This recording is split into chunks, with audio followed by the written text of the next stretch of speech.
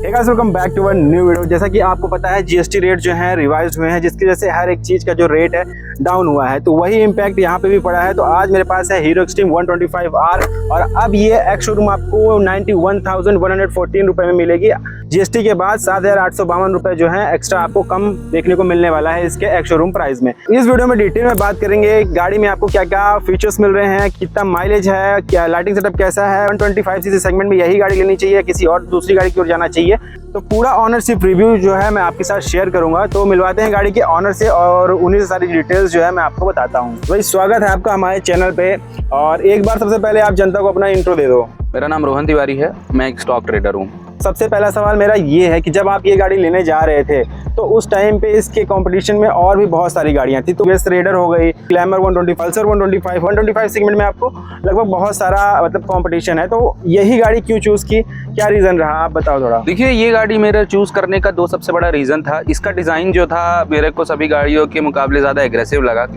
वो मेरी पसंद थी कि मेरे को एग्रेसिव बाइक चाहिए, और उस टाइम पे आज से साल डेढ़ साल पहले ये बाइक लॉन्च ही हुई थी हीरो की तरफ से 125 सेगमेंट में, तो ये भी एक मेरा one of the main reason था ये बाइक लेने का। आपने ये गाड़ी कब ली थी और कितना चला चुके होंगे? मैंने लास्ट ईयर अप्रैल में ली थी। मैंने ये गाड़ी समथिंग 12,000 किलोमीटर चला चुका हूँ। 12,000 किलोमीटर में एक ऑनर को मतलब गाड़ी के बारे में पूरा एक्सपीरियंस हो जाता है, कैसी है चलने में, क्या प्रॉब्लम है, क्या पॉजिटिव है, क्या नेगेटिव है।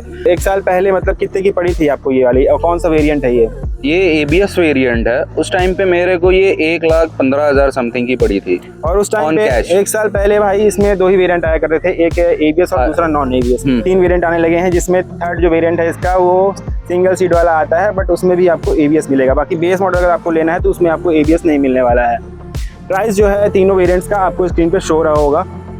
बाकी गाड़ी की छोटी छोटी चीज़ें मैं आपको हाईलाइट कर देता हूँ, उसके बाद बाकी की बातें करेंगे। जैसे इसमें आपको इंजन जो है मिलता है 125cc का single cylinder 4 stroke air cooled engine मिलता है, जो 11.55 PS की पावर जनरेट करता है 10.5 Nm टॉर्क के साथ। फिर आप एक बार इसका कंसोल भी देख लो, तो यहाँ पे आपको ये TFT डिस्प्ले मिलता है, जिसमें आपको सारी बेसिक इन्फॉर्मेशन मिल जाएगी। यहाँ पे आपको मेन स्पीड दिख रही होगी, गियर इंडिकेटर, ऊपर में आप देखोगे RPM मीटर मिल जाएगा, जो कि 11,000 इसकी लिमिट है।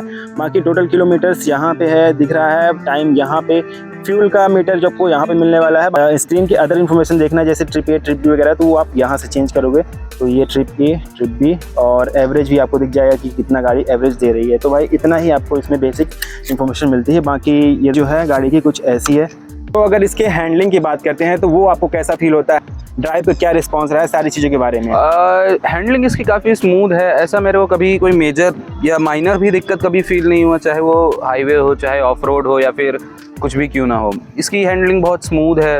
ऐसा आपको जर्क भी नहीं फील होता, और ना ही आपके ऐसे हाथों पे या कंधों पे दर्द होता है। जैसे नेकेड बाइक ज़्यादातर कोई चलाने पे आपको पोस्चर में, बैठने में और हैंडलिंग करने में थोड़ा इशू पड़ सकता है, बट इसमें ऐसा कोई इशू नहीं पड़ सकता। काफ़ी अच्छा है इसका ड्राइविंग। और ऐसा लैक ऑफ पावर तो नहीं फील होता, क्योंकि नहीं, इसका थ्रॉटल रिस्पांस 125cc का जैसा इंजन आता है, 11 PS की पावर जनरेट करता है, मैंने आपको बताया सारी चीज़ें।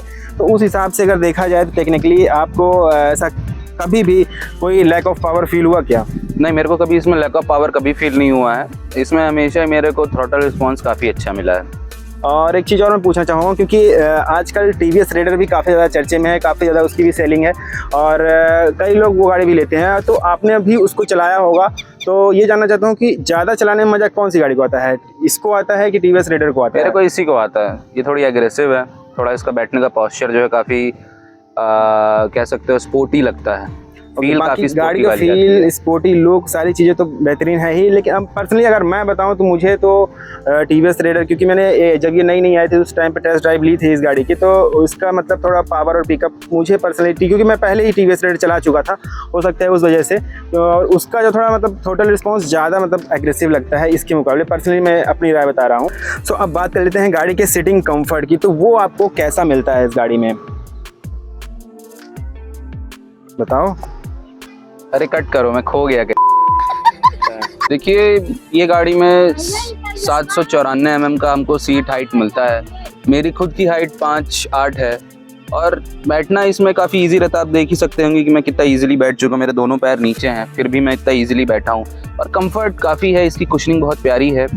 फ्रंट कंफर्ट की तो मानता हूँ काफ़ी ज़्यादा बेहतरीन है, लेकिन अगर रियर पिलियन राइडर का क्या रिस्पांस है? मतलब पिलियन राइडर का भी हमेशा अच्छा रिस्पांस रहा है। कभी उसने किसी ने ये शिकायत नहीं की कि भाई कमर अकड़ गई या कुछ अजीब लगा है, ऐसा कोई भी ऑड फीलिंग नहीं था। बस उन्होंने यही कंप्लेन की कि सीट थोड़ी ऊंची है भाई। अब बात कर लेते हैं गाड़ी के ब्रेकिंग रिस्पॉन्स की, क्योंकि फ्रंट में आपको मिलता है भाई 276 mm का डिस्क साइज, और फ्रंट में आप देखो ABS मिल रहा है, रियर में आप देखोगे तो ड्रम ब्रेक्स मिल रहे हैं। तो ये ब्रेकिंग रिस्पॉन्स गाड़ी में आपको कैसा फील होता है? ब्रेकिंग रिस्पॉन्स भी इसका, जैसे इसका एग्रेसिव लुक है, एग्रेसिव पिकअप है, उस हिसाब से इसका ब्रेकिंग भी काफ़ी एग्रेसिव है। अपन इसमें बहुत इजीली, मतलब कह सकते हो मेरा पर्सनल एक्सपीरियंस तो यही रहा है कि मेरे को इसने कई बार तो जीवन दान ही दिया है, हर बार ही। एक बार कहानी ये थी कि मैं ऐसे सही जा रहा था और दूसरे साइड से एक स्कॉर्पियो या बोलेरो थी, मेरे को याद नहीं, मैं भी ऐसे 80-90 पे क्रूज़ कर रहा था आराम से, तो अचानक से वो आगे, वो करीबन मेरे से 30-40 मीटर दूर रही होगी, और मैंने एग्रेसिव ब्रेकिंग करके मेरी गाड़ी रुक गई। सोचो, मैं उसकी गाड़ी से फिर भी 5-10 मीटर पहले ही मेरी गाड़ी रुक गई, इतने स्पीड होने के बाद भी। हाँ, पिछला ड्रम ब्रेक है तो गाड़ी स्किड हुई हल्की सी, बट ओवरऑल तो गाड़ी रुक गई और मैं भी नहीं गिरा। लाइट की बात करते हैं तो नाइट ड्राइव में इसकी लाइट्स आपको सफिशिएंट लगती है कि लगता है कि भाई अपग्रेड कराने की ज़रूरत है? देखिए, मेरे को तो यही फील होता है कि मेरे को इनसफिशिएंट लगता है, मेरे को खुद लगता है, मैं खुद चाहता हूँ अभी कि मैं इस पर कोई अलग से एक फॉग लैंप लगवा लूँ, क्योंकि जब सामने से गाड़ी आती है तभी आपको आपकी गाड़ी का पता चलता है, आपकी लाइट में कितना पोटेंशियल है, कितना पावर है। बात कर लेते हैं गाड़ी के माइलेज। तो सिटी में गाड़ी में कितना एवरेज मिलता है और हाईवे में कितना दे रही है? बाकी मैं बता दूं तो गाड़ी में आपको 10 लीटर की टंकी मिलती है। तो भाई बताओ, आप क्या एक्सपीरियंस रहा है इसके माइलेज का? तो देखिए, कंपनी जितना क्लेम करती है 60-65 शायद क्लेम करती है, तो ये उतना दे नहीं पाती, लेकिन हाँ 50-55 इजीली कवर कर देती है ये। सर्विस का अगर हिसाब किताब की बात करें तो क्या कैसा एक्सपीरियंस रहा है सर्विस का इस गाड़ी के साथ? सर्विस का एक्सपीरियंस मेरा हमेशा से अच्छा ही रहा है। तो 5 सर्विस इसमें कंपनी फ्री करके रखी है, मैंने ऑलरेडी 4 करा दी हैं, और एक आखिरी भी बची है, वो भी करवाऊंगा कुछ दिन में। और इन द लास्ट बात कर लेते हैं गाड़ी के पॉजिटिव एंड नेगेटिव्स की। पॉजिटिव तो भाई एक ऑनर को अपनी गाड़ी में सारी चीज़ें लगती हैं। मेन जो होता है नेगेटिव आपको क्या क्या फील हुआ इस गाड़ी के साथ? नेगेटिव मेरे को इसमें, जो जैसे कंपनी क्लेम करती है कि माइलेज इतना देते हैं, उतना नहीं आता। दूसरी चीज़ ये, किक पे इन्होंने बस सीधा लोहे का दे दिया है, कुछ भी कवर नहीं दिया है। और तीसरी चीज़, ये चाबी पैशन प्रो की दे दी है। चौथी चीज़ ये कि इसकी जो लाइटिंग है वो भी मेरे को इतनी खास पसंद नहीं है रात के लिए। गाड़ी वैसे फन टू ड्राइव है। ओके, तो भाई ये रहा पूरा एक एक्सपीरियंस एक्सट्रीम 125R का।